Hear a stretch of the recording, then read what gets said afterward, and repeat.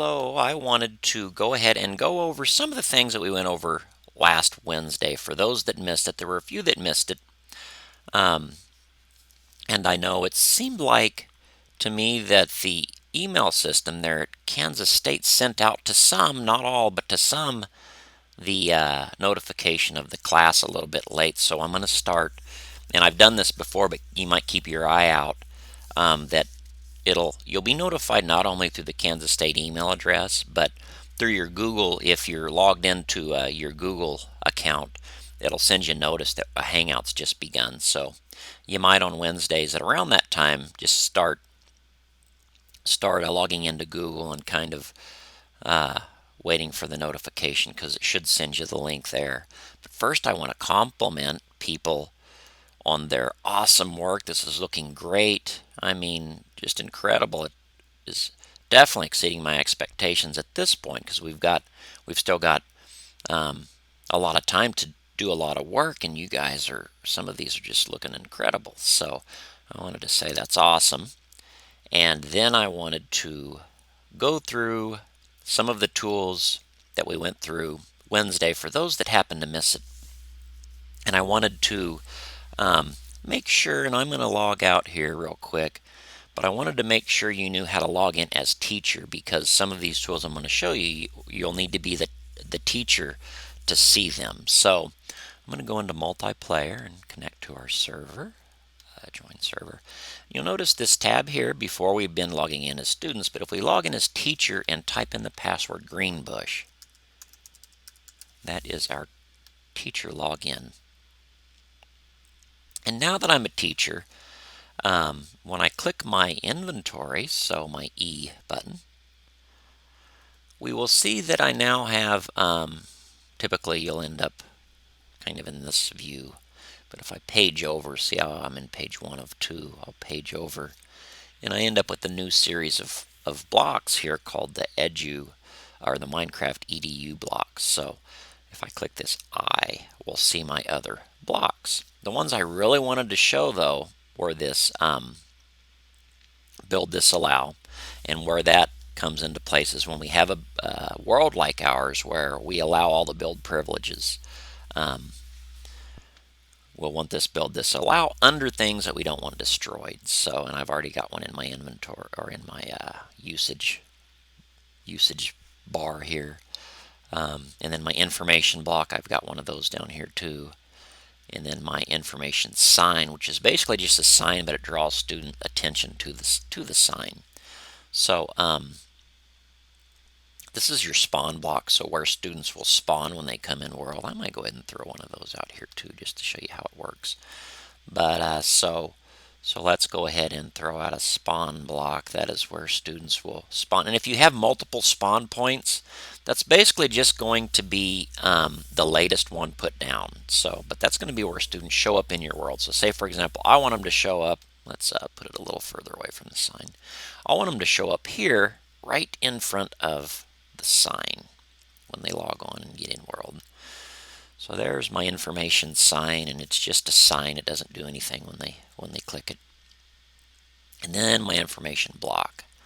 And you'll notice when it comes up, I wanted to do something first. I wanted to make sure that students can't destroy this. So let's put a build disallow under it. So now they won't be able to destroy that.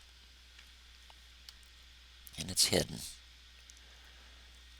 underneath these blocks. But you'll see this gives me the option now to either type or copy text, or paste text rather.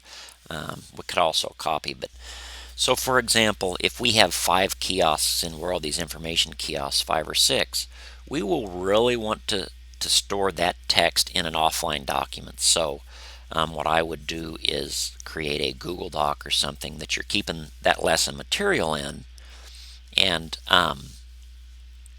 put your text for these kiosks in there. So for example, I would have a document, my kiosk text, and I would say kiosk 1 would be welcome message. So welcome to your quest. Follow the yellow path to discover your mission. Oops, left out a W. Okay, so that would be the text I would have in that document, and I could simply just paste it in here, so that way I wouldn't have to type it in the event I accidentally deleted, kind of crushed this block as I was working with it.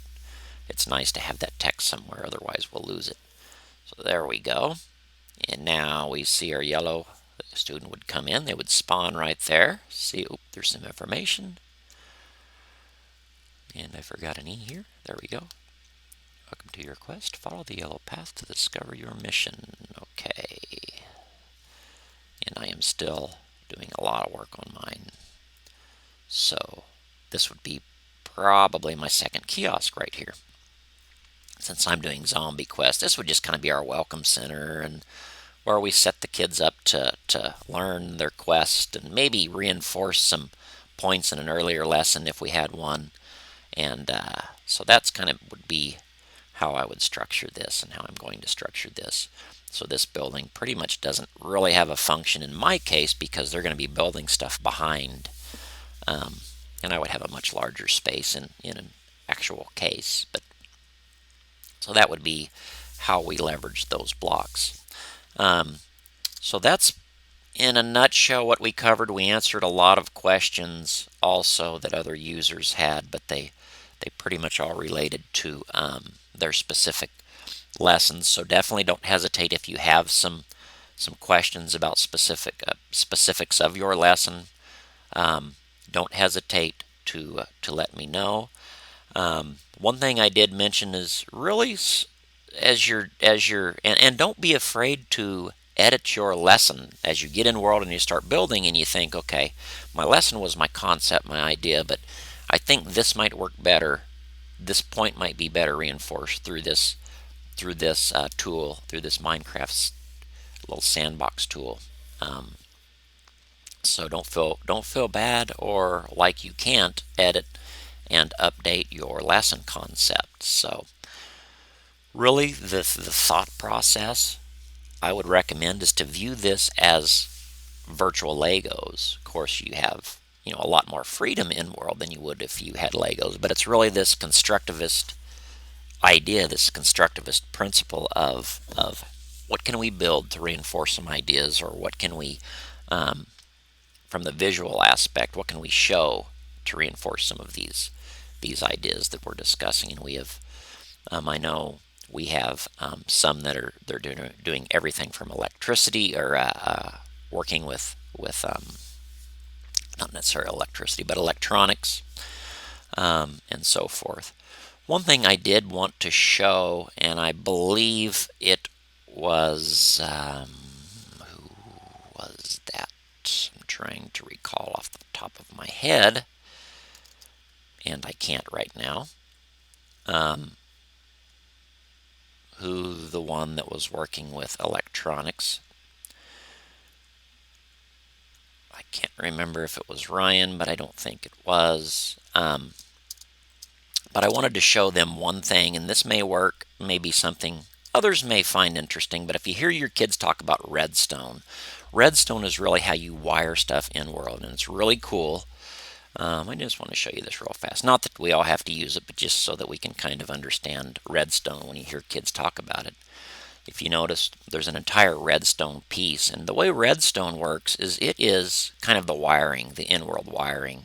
So you notice I brought some redstone out, which would be the equivalent of wires. A redstone torch, which would be the equivalent of kind of a switch, really. Let's say we'll get this, where it is, a redstone lamp. And then let's add, so we've got everything but my lever. Okay, got a oops, I don't want to put there. Redstone lever, okay. Wait a minute. Let's put it there. There we go. Okay, so let's, for example, we want a real simple kind of switch for a lamp. I've got my switch, so you can see I can turn it off and on.